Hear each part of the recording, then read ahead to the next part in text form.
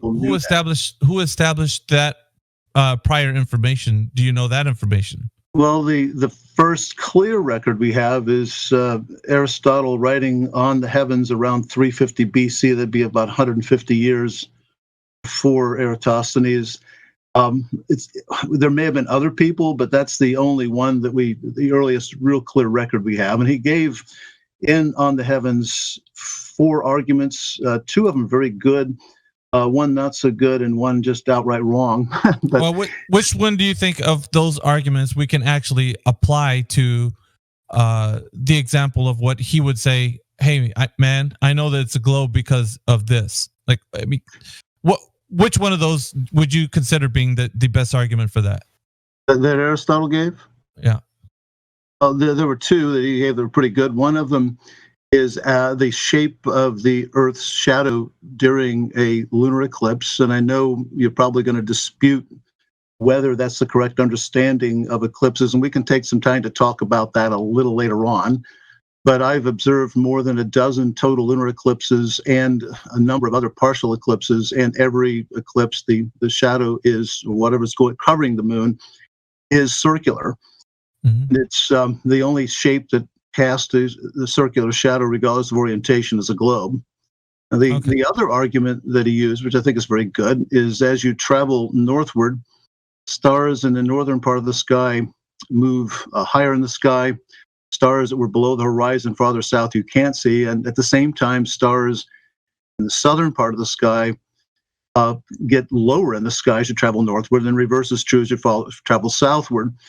For instance, where I used to live for many years, I could see the star Canopus. It's the second brightest star in the sky, and I could see that on winter evenings. It didn't get very high. I could only see it if I had a good exposure to the south, and only briefly.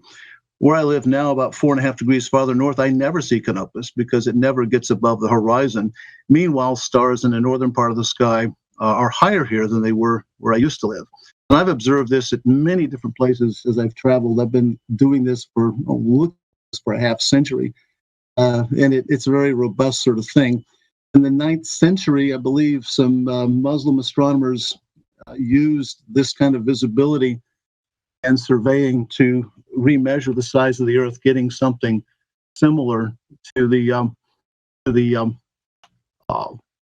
measurement that Eratosthenes got.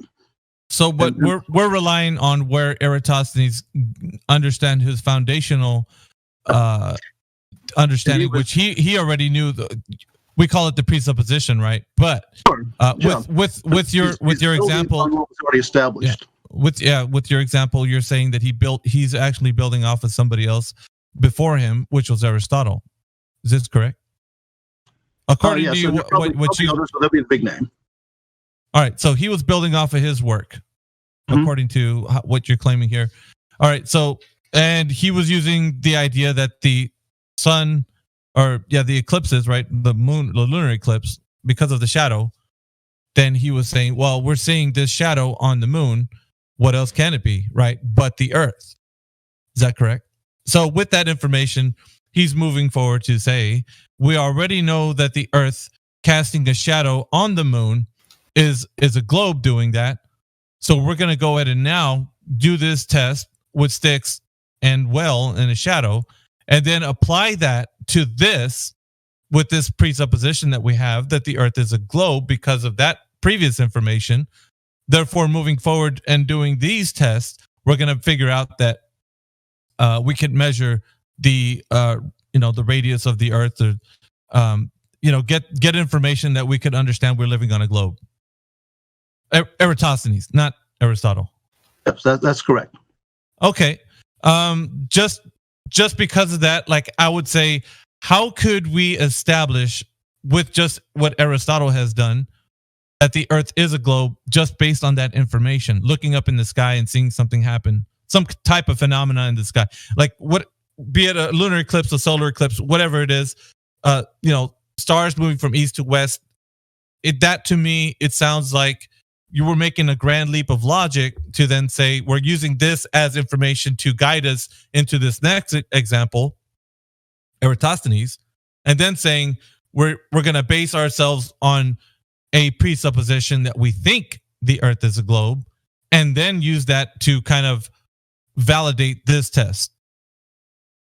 Well, I think can you see there being flaws with this whole foundational kind of understanding where they started from? Because of course, Eratosthenes did have to presuppose, as you said, and everybody understands that he had to have a presupposition coming into this. So it wasn't like he just established that the Earth was a globe.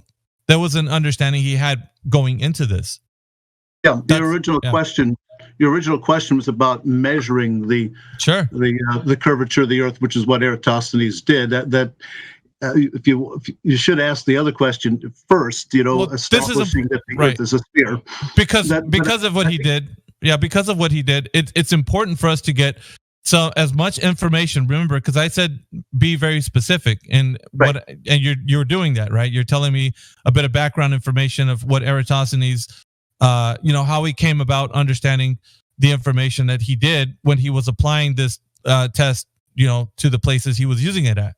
So as much as information as we can possible to get, and I asked you, is there anybody that helped him? You said no, not that we understand, because of course this information we're getting about Eratosthenes could be not complete, or it's some bits and pieces are missing, whatever. I'm more looking at the information that gets us from the understanding that the Earth is definitely a globe. So, okay, I misunderstood your question. I thought you meant assistance in someone helping him make the measurements.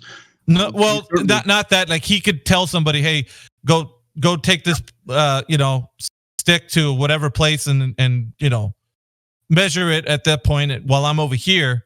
You know what I'm saying? Like an assistant or assistants, that kind of thing. But that's I digress. I want to get back to the point where we're looking at how we're measuring the curvature of the Earth, right? Okay, well, I think you may have misunderstood one of the things I said. Go ahead. Go ahead. About the visibility of stars, you mentioned east and west. That's not what I'm talking about. It's the visibility of stars north and south, above the north and south points in the sky, and as you travel north and south. It has nothing to do with east and west at this point. No. What I mentioned was the movement of the stars. No, I didn't mention that at all, and that wasn't my argument at all. Okay, well, we're establishing that the Earth is measured to be, a curvature, right? So the curvature part of it is like if you go from one place to the next and you see stars, closer to the horizon because you're going towards, let's say, the north or the south, and then you start seeing like, we could use the North Star, for example. The further you get away from it, it starts going to the horizon until you get further south where you can't see it anymore. That right there, looking at that, we can't then assume that the Earth is of any particular shape. Looking into the heavens is not going to give us we could definitely make assumptions. We could make declarations, and we could say, hey, you know what? Because I see this, I think that the Earth is such and such. That's all good and well. You can do whatever you want from that point, but establishing validation is the key. So we need to validate that information and say, okay, so now let's see if this guy who's Eratosthenes coming into the picture, he wants to do that. He means to do that, right? Like that's where we're at right now. So I think you're misunderstanding part of the argument here. Tell me what I'm misunderstanding, Danny. Okay, you're talking about the North Star. You're trying to interpret that in terms of the Earth being flat, and if the Earth is flat, no, you're moving. No, I didn't. I'm not. See that now. You're kind of not understanding what I'm saying. Oh, okay. I'm not talking about the Earth being of any particular shape. Now, I'm saying the person who's making the observation, Aristotle, right? Or as you would claim, why do we see stars and in the north, like the North Star, and as we drive away from it, let's say south, then the star actually moves towards the horizon. That's what I'm saying.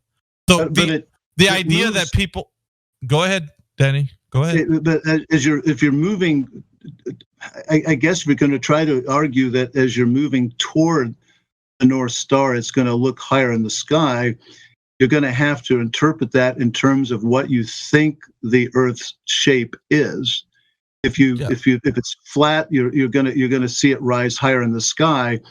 As you move northward, but it's not going to rise in height or altitude the same way that it would if the Earth is a globe and the star is very far away. All right. That's So something I think right. you're missing entirely. No. I haven't even got to that point yet. So what we're doing here, we're just establishing how people have these assumptions, right? So we're establishing why they think what they do when they look at certain phenomena in the sky, or like they see things happening. They're just like, okay, this is what I'm thinking about. So they could think whatever they want. You could see the stars and say, okay, I'm going to say that the Earth is a globe. You can do whatever you like at that point. I don't care about. Right? Belief it's not has anything to do with what we're saying here.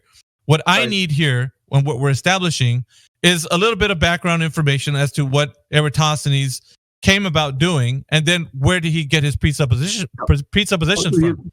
So you mentioned the North Star, and if you were to observe it at the same sidereal time, every 69 miles you travel northward, it gets 1 degree higher in the sky. And that's consistent over a very great distance. And that is exactly what you would expect to see if Polaris is far away from us and the Earth is a globe. Yes, that sounds like it's consistent with the idea, right? As you put it, but we haven't established the validation portion of it, and which we're getting to that, right? Because Eratosthenes seems to be like the man we need to look at, right? According to Aristotle, he was making declarations as well. I see something happening on the moon. It looks to be like the shadow of the Earth. Therefore, we're going to use that idea that the Earth is globular, some type. So with that information, this presupposition that Eratosthenes was using, of course, because he didn't come up on it on his own and say, hey, the Earth is a globe. He was using information just as you said before. Somebody else established this beforehand. So he's using that information, but it's still, he's working on an assumption, see. He hasn't validated that. So now he's getting to the part where he's actually putting sticks in the ground and he's looking down a well, and now he's making this claim that since people were postulating that the Earth, with the phenomena in the sky, it looks to be like we can say that everything is consistent with a globe. Now we're going to put that to the test, right? We're going to put sticks in the ground, look down a well, and know what's happening in noontime, so that we can say that, further down the line, we're going to look at another stick and then measure its shadow and figure out if we can't see that if the two time frames that we're using here, same time of day, if we can't come up with a shape of the ground in which we're standing on. So now what's happening is that we're moving from the part of assuming that the Earth is a particular shape, then to start to validate it, right? So that's what I disagree. Yes? I think okay. You keep reiterating that you think it's an assumption. I think it's an inference. No, not what Eratosthenes did. What he was backing up the information of what the person he was getting his presupposition from. Not what Eratosthenes. We're not getting there yet. We're establishing what he did before. Like, he had to have this presupposition of what he was working with, the idea anyway. Just like you said, everything is consistent with the Earth being a globe because I see the stars doing something. It's consistent. So he could have thought in his mind, hey, we're going to do something that sounds like it would be consistent with the idea that Aristotle, who was before me, right, looked up in the sky and saw a lunar eclipse and said, well, this can only happen if it's a globe interfering. So using that information, then putting it on sticks in the ground and looking down a well, then he's going to say, aha, now we could measure, right? We're going to measure the Earth being a globe. Are we there? Are we on the same page, Danny, or am I losing you here? Because I don't want to. I disagree with your belief about this. Okay, go ahead and help me out. There was an inference made, and science works by inferences. It's inductive reasoning, and the observations, the two good ones that Aristotle offered, are very good conclusions based upon what was observed. I'm sorry, but they're not conclusions because he didn't establish that the Earth was measured to be a globe, Danny. That's what you're missing out here. You could look up in the sky and make declarations and assumptions and say, hey, look, I'm looking literally at the Earth covering the moon. It's casting a shadow onto the moon. That's okay because he's making this declaration, right? But now Eratosthenes is going to be the guy to validate that. He's putting things to the test. He's putting sticks in the ground, looking down a well and saying, now that we're using this presuppositional information, we're going to actually test it. We're going to check it out to see if it's not true. That's where we're at right now. What am I saying that's incorrect? Because you're saying that now Aristotle was correct in saying that the Earth is a globe because that's a conclusion he can have? No, Danny, that's incorrect. He can't have a conclusion. He can't have a conclusion. No, he can't have a conclusion. That's where the information you're getting, there's wires being crossed. You think that because you see something in the sky happen, you can make a declaration and that's okay. You can't. You're going to have to validate that information. That's where we're at right now with Eratosthenes. He's going to do that, but I can't get you there because it seems like you're still hung up on what Aristotle did, and he proved the Earth is a globe. Now, are we going to have to go back to Aristotle, Danny? Or are we going to move forward we just have a fundamental disagreement about Aristotle's work. He reached a conclusion based upon inductive reasoning. All right. So when is looking up at the sky and then making a declaration about what you see, validating information about what the shape of the ground you're standing on is, Danny? It's an inference based upon it's not valid. Reasoning. It's not validating. I think we have different understandings of how science works then. No, you don't. I don't think you understand how science works. First of all, science doesn't work on a what is based question. It works on a how why question, right? No. Cause and effect. Well, no, you can disagree with that all you like, but the part of what you think science is and what it really is a fundamental difference of what you think science is. What you're describing is not science. It's pseudoscience, in fact, because you are making all these claims to what we're looking up in the sky. Aristotle is where I'm actually talking about, and then making a declaration and saying, aha, we know the Earth is a globe. That's what you're saying. And because we see, yes, Danny, that's what you're saying. And everybody hears you saying that, and it sounds kind of odd that you're not saying, hey, wait, all right, so guys are talking about what's happening in the sky. That doesn't matter because we need to now figure out how to measure the ground in which we're standing on. And I thought we were getting there with the Eratosthenes, but it seems like we're not. We can't get there right now, Denny, because you think there's a fundamental difference in what you and I believe and the way things are being validated. You think people can make these inferences and then say, okay, I'm going to infer that the Earth is a globe because this shadow, it looks pretty logical that it's being cast from something that's, globular.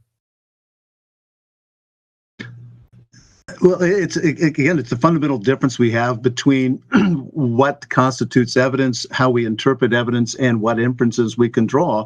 And science is an inferential sort of thing. We draw conclusions based upon experiments and observations that we see. It's not an experiment. You didn't do an experiment with looking at the moon. Did Aristotle do an experiment? I said experiments and observations. Okay, so observation specifically only. That's all that Aristotle did when he looked up at the moon when there was a lunar eclipse.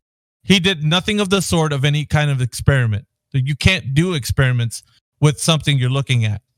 But not all science is done with an experiment. All right. So what you're defining right now of what he's doing has nothing to do with science.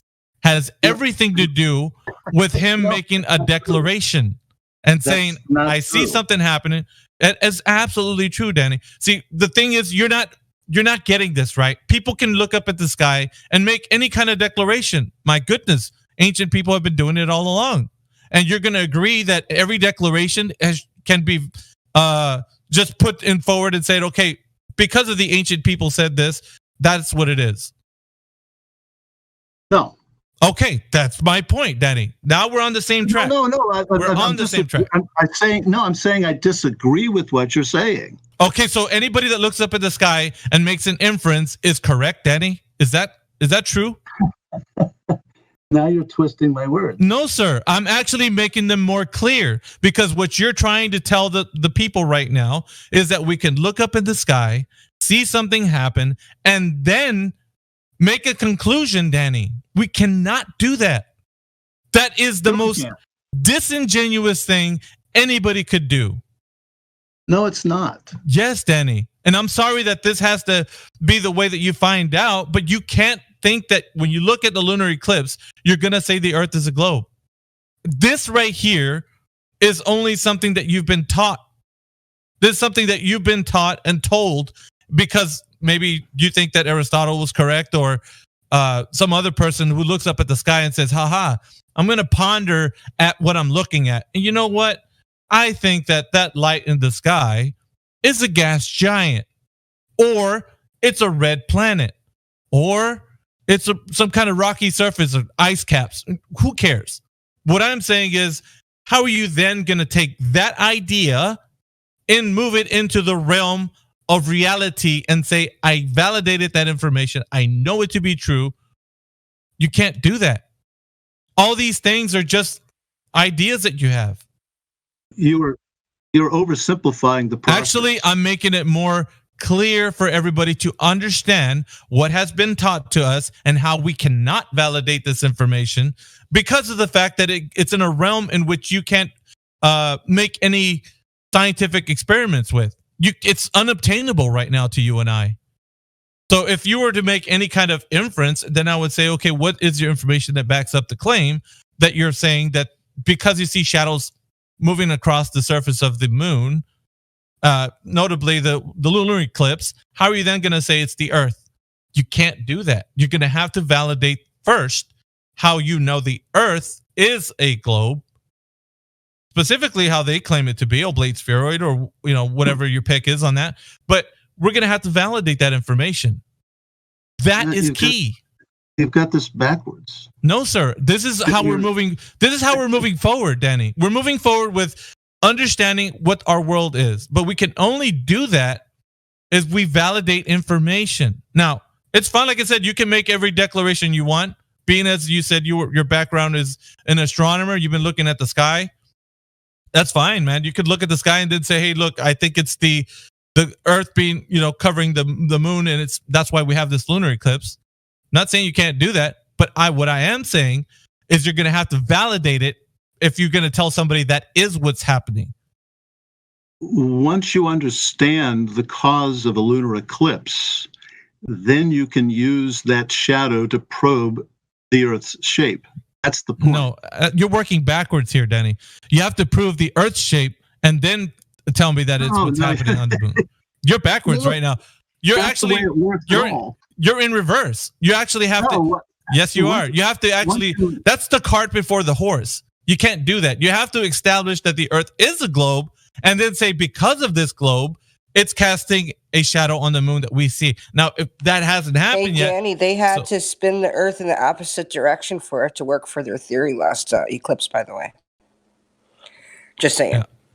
No, that's false too, but we can get to that later if we get that far. Yeah, I don't think we're going to get that far. I think we're stuck here.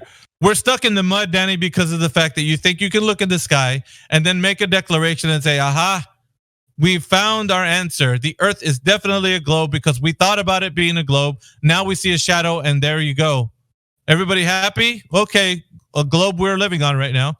Like that is not the reality in which we live. We live in a reality in which if somebody says something, and they make a claim, well, you better have some evidence to back it up, mister. You're not just going to get away with, oh, there it is. The Earth's a globe. Look at that shadow on the moon. So right now, we're looking at what Aristotle's doing. We can't move forward, it seems. We can't get to the part where Eratosthenes was doing what he was doing, apparently, because you think that Aristotle was already correct.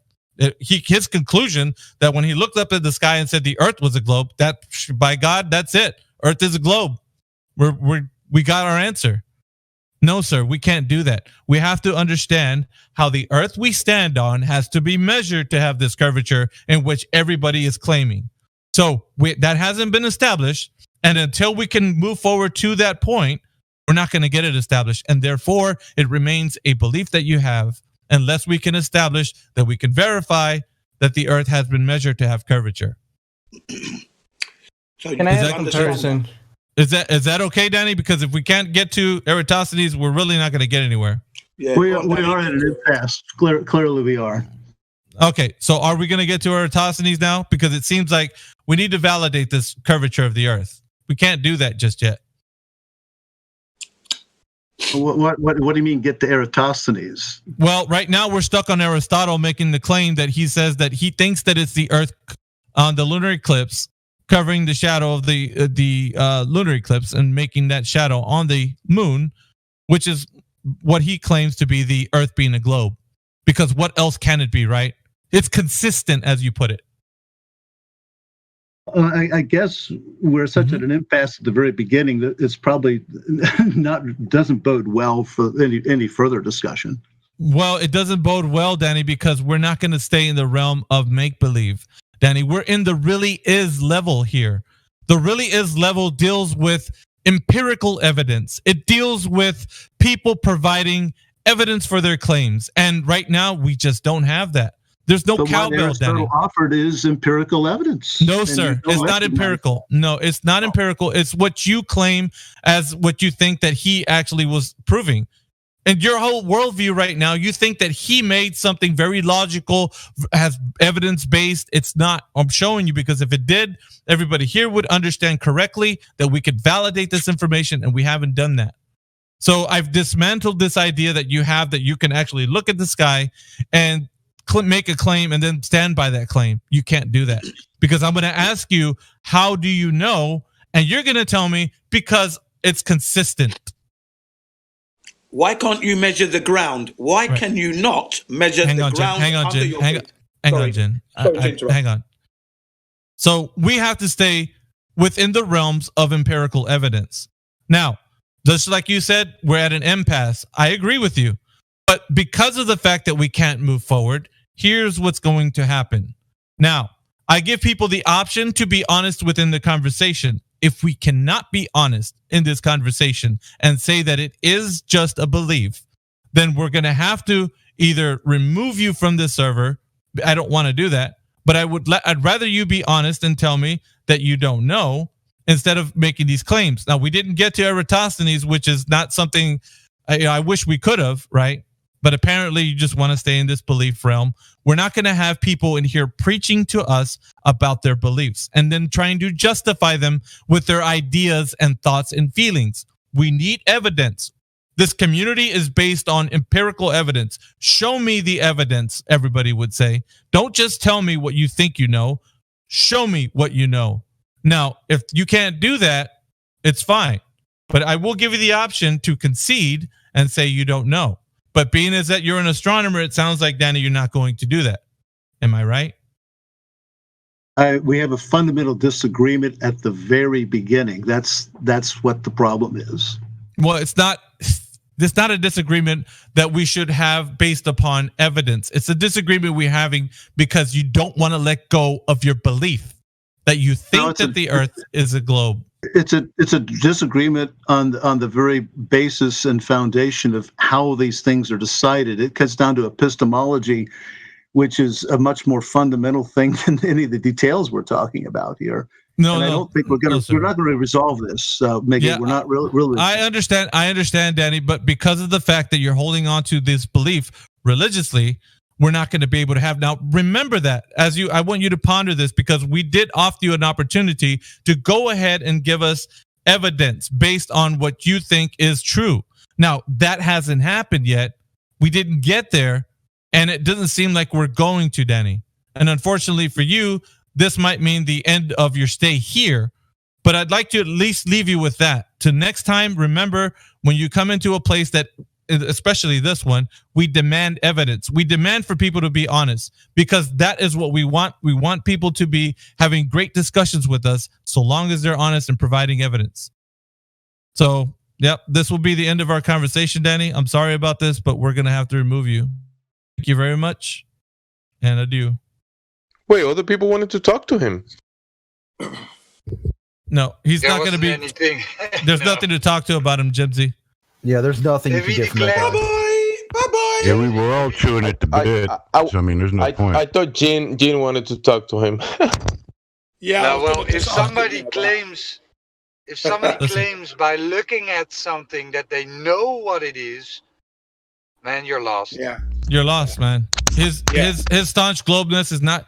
You're only gonna do it. It's just gonna be spinning the wheels here, and the people here are gonna be frustrated. Wow, but I really was dreaming about like people like Quantum and stuff talking to him. I was kind of like hoping for that. No, you can't. He's already in this like religious state, so he's not going to be able to let go. He's talking. Look, we didn't even get to Eratosthenes. How bad is that? No, that's right. How bad is that?